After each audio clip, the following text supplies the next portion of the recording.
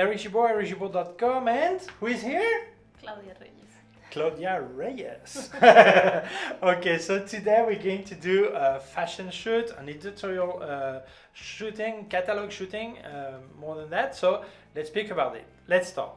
Okay, so in this channel, in my channel, I'm going to speak about the technical side of this shooting. And in Claudia's channel, which is in Spanish, but there are subtitles, she will explain. That's why she's not speaking much here, because it's my channel. She has her explanation in her channel. She will speak about all the artistic side, the fashion side, all that part, okay? So here I'm going to give you the technical data of how we make the shooting. So, but anyway, we can tell a bit more about it. What are we going to do? So, ¿qué vamos a hacer? Presentación de un producto. Presenting a product. En este caso sería la In chaqueta. this case, this is this jacket. La presentación sería pensando en un tipo de cliente, Thinking about a kind of client, one type of client. que sería una mujer moderna, A urbana. woman that is modern, urban. Por el estampado de la chaqueta hemos elegido un fondo unicolor. For the look of the jacket, she decided to have a unified color background, Y rojo un poco para seguir la armonía de color. and red to have the color harmony with the jacket. Y sería para presentar el producto en catálogo o So en... the idea is to be able to present this jacket, this product, in a catalog or editorial. editorial.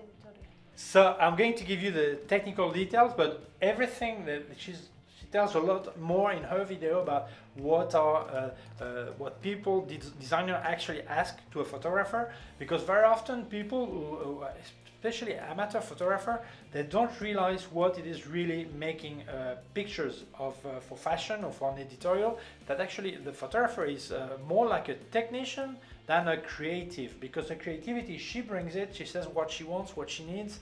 So it's important that when you're going to make that kind of picture, you need to listen to the designer or to the art director, what they actually want, need, and you have to stick to what they ask you, whether it's framing, whether it's what to show in the jacket in this case, the look, the colors, all this, they actually decide for you, and this is your job to decide. So if we look at the jobs, I mean, she's the designer, makeup artist, art director, model, what else? Well, she's going to pick the picture that we should use, and she does all this. And on my side, I do the photography side, the lighting side, but sticking to what she asked, because I'm not going to decide I'm going to put blue background. No, this is her decision. So I'm going to speak now about my part, which is the technical side of it.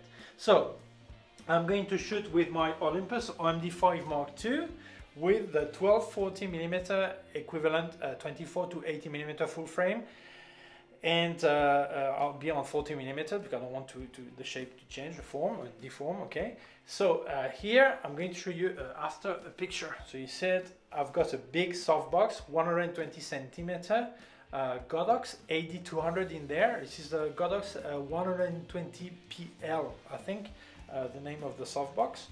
So it's really large. I didn't put the front fabric because I want the picture, she asked me to have the picture to be a bit contrasty, okay, so I don't have the front fabric, just in the inside one, okay, and the AD200 is in there.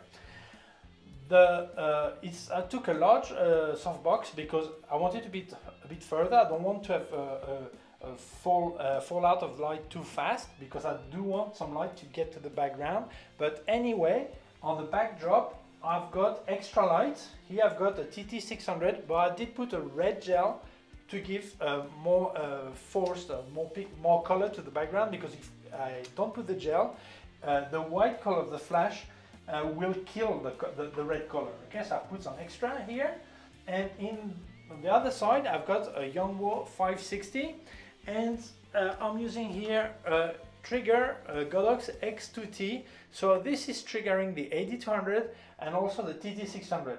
The Yongnuo is actually working as a slave, optical slave, so it's not triggered by this, okay? What else should I say? I'm working on 200 ISO, which is the minimum for my Olympus. Speed 250th of a second, because I want to cut the ambient light. to get really the light I want, what I need. Then I'm going to work on f4 because I don't want to have a too shallow depth of field. I need to see some details of the jacket, everything in focus, okay? And I'm putting the power on this light to make sure it's set for f4 on Claudia. And in the background, I'm giving actually the background the same amount of light as what Claudia is getting. Why? Because I want this to be really red. It needs to be standing out because she asked me to have this red to be standing out. But take care. We always think that white highlight may be burnt or overexposed, but it also happens to red. So make sure when you make picture to the red background that it's not overexposed. And basically that's it. So you're going to see how we make the picture, the making of, but once the light is set, there's not much to do. Just follow the instructions she gave me.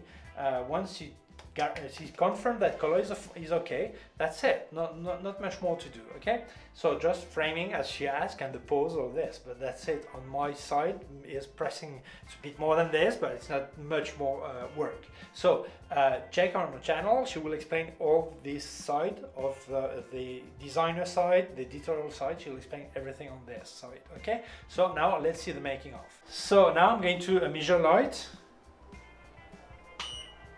I'm getting f4 here, okay? And then in the back, f4 also. So I've got f4 on both sides, on Claudia and also in the background. So I wanted to have it balanced, to have as much power in the back as on her. As you can see here on this flash, on both flash in the back, I've got this more flag. This is a cardboard, black here, white here, okay? Because I don't want to have a red color that comes back to the jacket or to the model, okay? Because if it goes on to Claudia, then this white won't be white anymore, and then the client who sees the product may think this is pink instead of white, and then he buys, and this is a problem. So it's really important that if you're going to color the background, that to make sure you cut the light so it doesn't go toward to front, it always only goes to the backdrop. It's really important. So.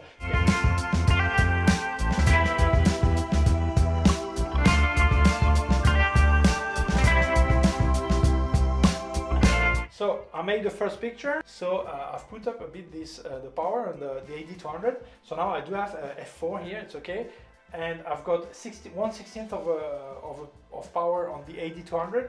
1/16 on both on the back. Obviously they're less powerful, but they're closer to the fabric in the back. So I've got f4 on Claudia and f4 on the background. So we've made the first pictures to make sure we agree. We're okay. We see.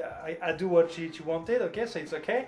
But as I explained in other video also, as you always get some flashes and stains, all this that appear on the picture. So it's important, and after in Photoshop you erase all this. But even if you had a larger studio, very often you want to have lighting really close to the person. So you always have something that will bother you. So there's no other choice than post-production and clean up your picture. It's important that when you have small space, I work with just one flash in the front, key light. So it's important to orientate properly, because otherwise this side will be without light. So I have her looking at towards the flash, so the flash is involving her completely, okay? So it's important that if you use just one flash to orientate properly the person.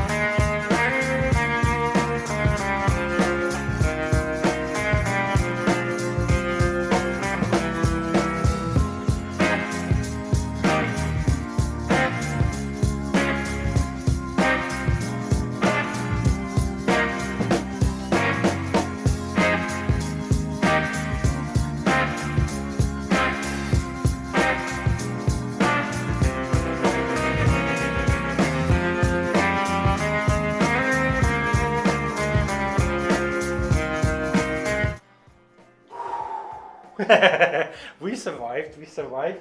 Gracias, Claudia. Thank you, Claudia.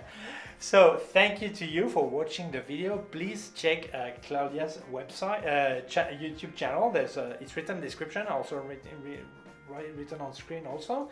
And get there, you can subscribe also there. It's in Spanish, but anyway, there is some YouTube subtitles, so I don't think there's much problem.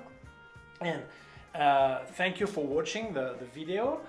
Please share it on social networks. If you have not done yet, please subscribe to my YouTube channel, the small button down here, and also a small bell. If you click on the bell, get notified when I upload a new video. My website, ericgibaud.com. If you have any question, can leave a comment below. Also put links of my gear on Amazon, links to other part of my YouTube channel, and also links to my PayPal account in case you want to make a donation. So I thank you for it. So thank you very much, Claudia. Don't forget to check our YouTube channel. And see you soon. Bye.